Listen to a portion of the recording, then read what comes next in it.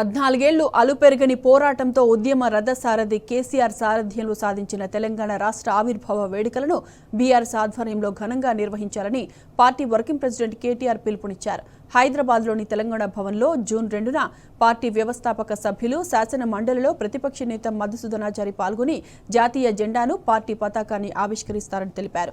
ఈ వేడుకల్లో party senior నేతలు, కార్యకర్తలు పెద్ద ఎత్తున పాల్గొనాలని కోరారు. తెలంగాణ వ్యాప్తంగా బీఆర్ఎస్ జిల్లా కార్యాలయాల్లో పార్టీ అధ్యక్షుల ఆధ్వర్యంలో జాతీయ జెండాతో పాటు పార్టీ జెండాలను ఎగిరేసి సంబరాలు జరపాలన్నారు.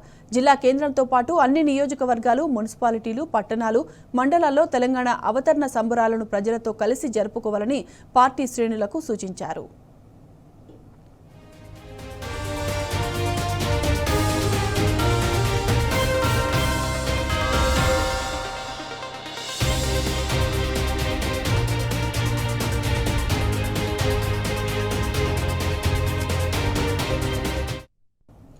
అమరుల త్యాగాలు, ప్రభుత్వ ఉద్యోగులు, విద్యార్థుల పోరాటాలు, సబ్బండ వర్గాల సమిష్టి కృషితోనే 6 దశాబ్దాల కల సాకారమైందని కేటీఆర్ గుర్తు చేశారు.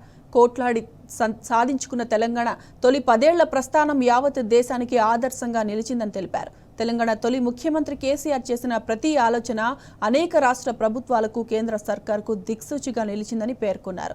తెలంగాణ గడ్డపై పురుడు పోసుకున్న రైతు బంధు, మిషన్ కాకతీయ, మిషన్ భగీరథ వంటి పథకాలు దేశానికే దారి చూపే దీప్త స్తంభంలా నిలవడం ప్రతి తెలంగాణ బిడ్డకు గర్వకారణమని కేటీఆర్ తెలిపారు.